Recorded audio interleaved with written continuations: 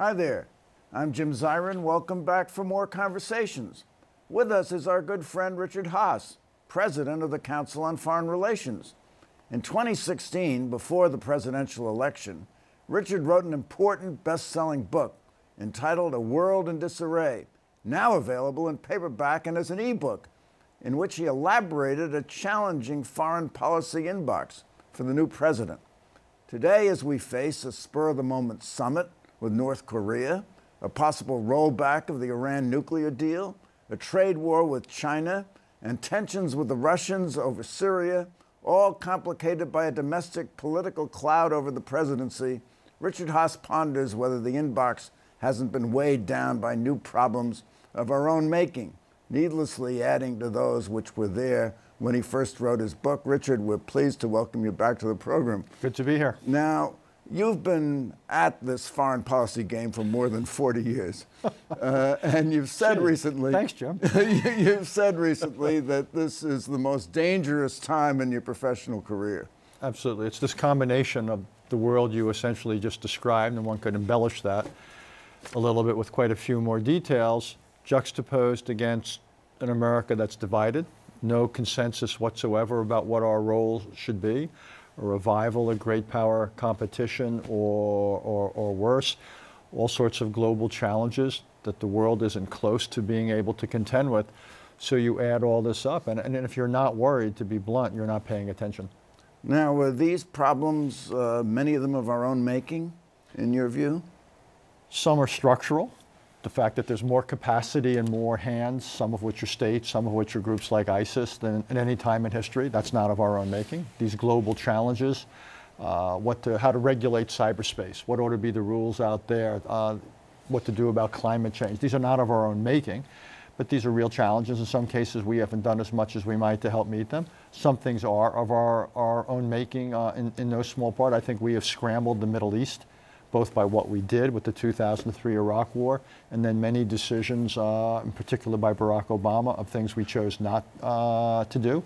I think then this administration inherited this daunting inbox that you described at the outset and wasn't content with that and decided that it needed to add to it. And I think we're adding to it in any number of ways, and I expect we'll go through them, but getting the United States out of the Paris Agreement, taking the United States out of the Trans-Pacific Partnership, raising fundamental questions about American alliances, now with the introduction of all sorts of unilateral tariffs, blowing up the debt. So we're now increasing America's debt at the rate of more than $1 trillion with the T dollars a year. We could go down. So essentially, this administration inherited a very tough situation, has exacerbated it. So to answer your question directly, yes, the world is in worse shape in some ways, I think, than at any point in my professional life. And some of it is because of the things we've done and also the things we haven't done. Well, you've characterized the Trump foreign policy as a policy of withdrawal. Abdication is my favorite word. Now you've morphed from withdrawal to abdication. What have we advocated, and where do we stand now that we have withdrawn, it appears, from international commitments? Well, you could take it commitment by commitment, policy by policy, but if you took a step back, I would essentially argue that for 70 years, the United States was the principal architect of and supporter of, and even beneficiary of a world order, of a set of rules, institutions, arrangements about the permissible use of force, about how economic relations were to be conducted. And this, for the most part, kept the peace in Europe through 4 decades of Cold War and beyond, kept the peace in Asia. Yes, there were exceptions, obviously, Vietnam or parts of the Korean crisis, but again, in the larger arc of history, quite stunning what was accomplished. We as a nation benefited tremendously in terms of our wealth. We were largely safe, with the exception, say, of something like 9/11. But this entire set of international, again, arrangements, the so-called liberal world order, didn't just happen. Good things just don't happen in history. We were the principal driver. And I think what's happened is Mr. Trump came into office, and unlike all of his predecessors, going back to Harry Truman, from Harry Truman through Reagan up through Barack Obama, they all agreed that this was largely worth preserving. And Mr. Trump is in some ways the most radical president we've had in the modern era. And he essentially says these aren't worth preserving, that they've cost us much more than they've benefited us. And whether he's talking about trade or alliances or international institutions doesn't much matter. He feels that about all of them. And he is willing to take the United States out or away from them, almost akin to healthcare, in the sense that it's repeal, but he doesn't really have replace. So I think he underestimates the benefits of this international order, and I think he dramatically underestimates the costs and risks to the United States from moving away from it. Well, to the extent anything he does is a predictor of what he's likely to do you think he's shifted his stance with in the situation in Syria, where the first strike we did alone, and there was one target, and the second strike we did it in coordination with two allies, France and Britain? Look, the fact that we struck was a good thing. No one should be able to use chemical weapons or any weapon of mass destruction with impunity. The fact that we did it, as you say, in concert with Britain and France, to me, that's to be applauded. It was done with some care, which was a mixed blessing. The good news is it didn't lead to a direct crisis with Russia or Iran. The bad news is that it really limited the military and psychological and political effect of the strike, so because we were so careful not to go after certain targets which risk certain type of damage or escalation. But I wouldn't exaggerate it. He's made it very clear that he still wants American troops to come out. But doesn't the strike lessen the likelihood that he'll withdraw the 2,000 troops, at least withdraw them right away? I don't see that. The strike was a very narrow one. He basically said we're striking against the use of chemical weapons. By the way, the estimate is that maybe 2,000 Syrians have died because of chemical weapons use over the year. 500,000 Syrians have died from war. So the American policy is essentially now, we're not going to respond to the Syrian government killing its people by everything from guns to knives to hammers, but we will respond if they happen to kill them using chemical weapons. I'm not against responding to chemical weapons, but this is not a larger humanitarian or strategic doctrine. In terms of American presence, the 2,000 or so soldiers we had there, the President still said the other night when he announced the strikes, he wants to bring them home. What he's trying to do is put together a coalition of Saudi Arabia, the United Arab Emirates, Jordan, and Egypt to take our place. I don't think that's wildly realistic. But several of these countries have really no capable ground forces. Jordan needs its ground forces at home. Egypt's using its ground forces in Libya. The idea that they're going to do this essentially and do it for us, I think, is wildly unrealistic. We're still going to be needed. So I actually think American forces are going to still be needed on the ground, and the question is whether the president commits to that. Well, if we leave, one bad incident would be that we leave our partners against ISIS, the Kurds, kind of high and dry. There is that, and again, it's the sort of action that would make anyone think twice before they partnered with us. I think it sends a terrible message. It also would help create a vacuum where a group like ISIS could reconstitute itself. There's no final victories in the struggle against terrorism. You have good days and bad days, or good months or years and bad years, but as soon as you create conditions where there's no authority and there's no order, you know these individuals and groups will reform, reconstitute themselves. And again, I don't think we can essentially franchise this one out to others. We can have partners, but we have got to keep forces there, both to stand by our partners who did the lion's share of the fighting and to help anchor any sort of a coalition of the willing of forces from the Sunni states. Do we also have a national security interest in having forces there to counter the influence of imperial Iran and Russia? I think we have to acknowledge that, at least for now, Iran and Russia have succeeded in the sense that they've buttressed the Assad regime. That regime is going to be in place in Greater Damascus for the foreseeable future. I think what we can do is stand by our Kurdish partners. We can help control 25–30% of Syria, make that area safe for Syrians to stay in or to return to. I think we do need to find ways of pushing back against Russia and against Iran. We somewhat forfeited an opportunity in the narrowness of our strike the other day. We can push back against Russia, using financial sanctions. I think Iran is a bigger challenge because it's not just in Syria. It's in Iraq, it's in Yemen, it's in Lebanon. Iran is imperial, as you say. It's also very capable. And the problem is our actual or would-be partners are not as strong as Iran. So a lot of that would fall to us, and the real question there is what kind of an appetite do we have for taking Iran on? Well, the president said mission accomplished. It resonated with the period Where of have we George heard W. that before? Bush. Yes. We've heard that before. But what was the mission? What is our mission in Syria, and what did he accomplish with the strikes? It's the right question. Unfortunately, I can't give you an answer. I've been struggling with that myself. The only mission that I believe we accomplished was to send the message that if anyone uses a chemical weapon, that actor, that state in this case, will pay a price for it. We didn't do anything larger than that. We didn't do anything larger to affect the future trajectory of Syria. We didn't do anything to alleviate humanitarian suffering. We didn't do anything to help the neighboring states bear the refugee burden. We obviously didn't change our own policy about accepting Syrian refugees, which have essentially been stopped. So the only mission, again, that I think we accomplished was to underscore a narrow but important principle that you can't use chemical weapons and get off scot-free. And in his own view, to act where Obama had failed to act, where there was a red line and they crossed it before and we did nothing, and this time we were willing to do something. True, but the fact that we had to do it again after we did it a year ago tells you something, that the fact when you act in really limited ways, you shouldn't expect enormous returns on investment.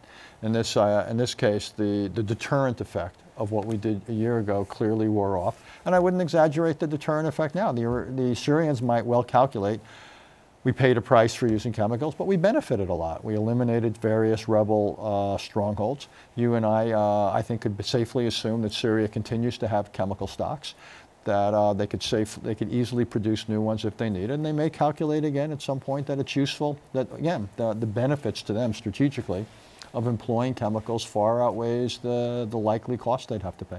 Richard, let's move on to Iran. You mentioned Iran, and in May we have the opportunity, and in fact the obligation of certifying or decertifying the Iran nuclear deal. Now, you were against the deal when it was first negotiated. At least you felt it was flawed in many ways. I thought we made the classic error of wanting the agreement too much. It didn't. The terms it set, certain provisions, had so-called sunset or termination dates that I thought were way too early. So I would have preferred a much longer lasting deal, and I think we under-negotiated. But on the other hand, Jim, that's the only deal we have now. So I'm not in love with it, but I don't, the idea that we're going to renegotiate a better deal is a pipe dream. So to me, and it goes back to something you were talking about before, I would say live with the deal. Think about how we might negotiate a follow-on deal to extend the various provisions, the constraints that for good reason give us concern. In the meantime, focus on the challenge. The other challenge is coming from Iran. Focus on what they're doing in Yemen, in Syria, in Lebanon, what have you. That to me ought to be the thrust of our policy. I have a rule of thumb. Maybe it's old-fashioned, but it's called only one nuclear crisis at a time. We've got one coming down the pike with North Korea, which is unavoidable. I don't think we ought to usher one in with Iran, because this is at least delayable by at least another decade. So I don't see the comparative advantage to ourselves in accelerating the arrival of an Iranian nuclear crisis at a time we already face other challenges from Iran, God knows other challenges in the Middle East, and we face a nuclear and missile crisis with North Korea. What about our relationship with the Russians arising out of Syria involvement, the Iran threat such as it is? Nikki Haley said that we would institute a third round of sanctions arising out of the use of chemical weapons, and then the president dialed back on that. Do you see a lack of clarity in our foreign policy? Well, the short answer overall is, of course, I do. Yeah. In the case of Russia, there's even a certain lack of clarity there. The president's been all over the place. On one hand, you could say there's elements of toughness, the provision of defensive articles, lethal defensive articles to Ukraine, something Mr. Obama wouldn't do. Some of the sanctions, particularly the most recent round of sanctions, these targeted financial sanctions against the so-called oligarchs, those were significant. So there's toughness there. On the other hand, for reasons that remain a mystery to all of us, the president has never penalized, much less criticized the Russians for their interference in our political process. And as you say, just the other day, seemed to pull back from these latest sanctions that were meant to penalize the Russians for what they did in supporting Syria, stopping the UN from acting on the chemical issue. So it's an inconsistent policy. But let me say one other thing. Russia's become a real outlier, and it's a real outsider. It's against, we talked about the international order. Russia is consistently against what we in the United States and the West would call the basic tenets of international order. That said, I don't think it's good that we don't talk to them. I thought it was a mistake to expel diplomats. Diplomacy is not a favor we bestow on Russia. Diplomacy is a tool of national security that we ought to use strategically and intelligently. We have less interaction now with Russia than we had at the worst moments of the Cold War with the Soviet Union. I don't understand how that serves American national interests. So I would favor diplomacy without illusions. I'd talk to them about Ukraine. I would talk to them about Syria. I would talk to them about North Korea, where, by the way, they've at least on votes supported us at various times in the Security Council. I would try to resurrect or keep alive the arms control agreements, nuclear, and that exists. So I would sit down with the Russians. I'm not afraid of diplomacy. I wouldn't necessarily start with a presidential summit. I would have some background meetings amongst diplomats, but I don't think isolating Russia diplomatically is necessarily ought to be a goal of American foreign policy. Is any effort that we might make to ameliorate the relationship with Russia, is that complicated by the president's own political crisis at home, where anything he does like that will be perceived as a reaffirmation of the collusion theory?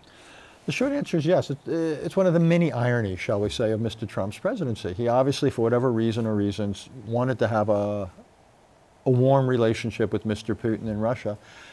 But the fact that he's perceived as being, quote unquote, soft on Russia has actually made it politically more difficult for him, because people will question his motives. So now, when he's most recently held back on certain sanctions, people are going, what's that about?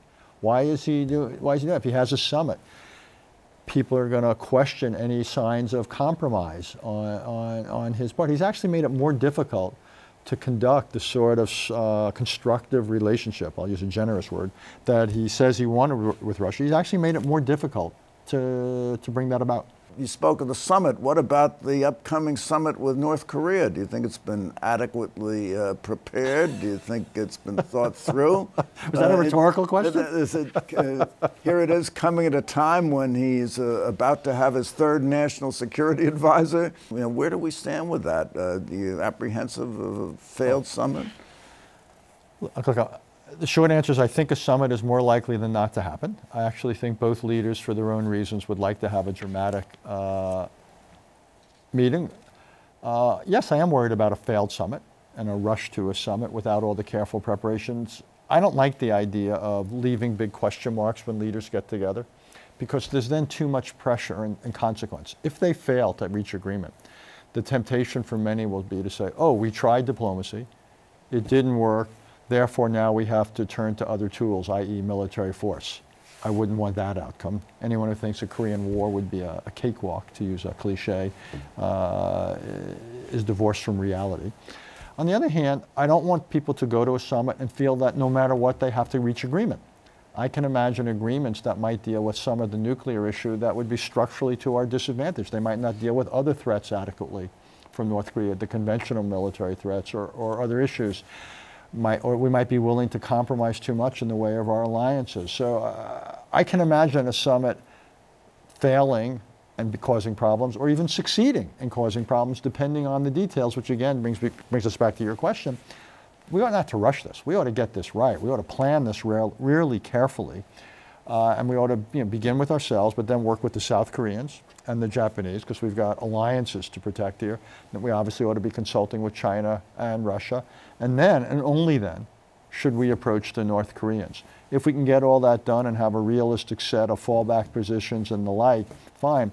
But this kind of turns diplomacy on its head. The leaders ought to come at the end of the train. They ought to be the caboose. Having leaders as the engine of diplomacy seems to me, as the movie once called it, risky business.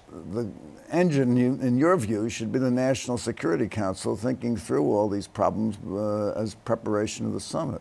Oh, absolutely. It ought to be first a broad-based analysis and go through the options in the U.S. government, and consultations ought to be a big part of it. One, we're not the only one with equities here. Our allies have clear equities, and also we're much stronger if we come in with a united front. I don't want to have a situation, because long before our summit with North Korea, you're going to have an all-Korean summit at the end of April. I don't want the North Koreans to be able to play us off, the Americans versus the Japanese versus the South Koreans and so forth. Obviously, North Korea very much wants to do that. So we've got to stay coordinated on our side. So even once the national security process hopefully works as intended and as designed, we've then got to have a truly developed consultative process. What about our relationship with China, which is, of course, relevant to our relationship with North Korea? You at one point had said that China was the most important strategic relationship of the United States for the 21st century. I still think it is. You still think it is? Hasn't changed. But do you think it's deteriorated with the possibility of a trade war? I think it's deteriorated for three reasons. And if you read the American language about China, both the official language and things like the national security strategy and so forth, or you read the unofficial language, say in our magazine, Foreign Affairs, the kinds of things that the China experts write, the language has gotten very tough on China. I think it's gotten tough in part because there's now a growing consensus that China has gamed the trading system, used its entry into the World Trade Organization in ways that were not intended to its own narrow advantage. And people across the spectrum feel that. Where they disagree is on the remedies. Secondly, well, let's just look at that for a minute. I mean, the real rap on China is they steal our intellectual property. If we have a technological company that wants to do business there, the precondition is they turn over all. Well, either they steal it or they require that it be transferred. There's also uneven access to markets. There's tariff issues. There's questions of government subsidies. So there's a pretty long list of questionable behavior by China. But confining yourself to intellectual property, is raising tariffs on China, does that have anything to do with misappropriation of intellectual property? The short answer is no, plus it's unilateral. Plus it's unilateral in two ways. It's not through the WTO. And second of all, we never made the correct strategic decision of embedding ourselves in the Trans-Pacific Partnership. It would be so much better if we could approach China with 11 other countries that China very much needs to trade with and approach these issues and have a race to the top and tell China, hey, you want to have access to these markets that represent 40% of the world economy? Here's the terms. That would be a far preferable, far more powerful position. And we unilaterally gave that up. There's now talk the United States may get back in, easier said than done. But I hope it happens all the same, because that's very much something we have to do. We have to discipline China. Like I said, there's a consensus that Chinese behavior in this realm has been truly unfair and not what anybody wanted.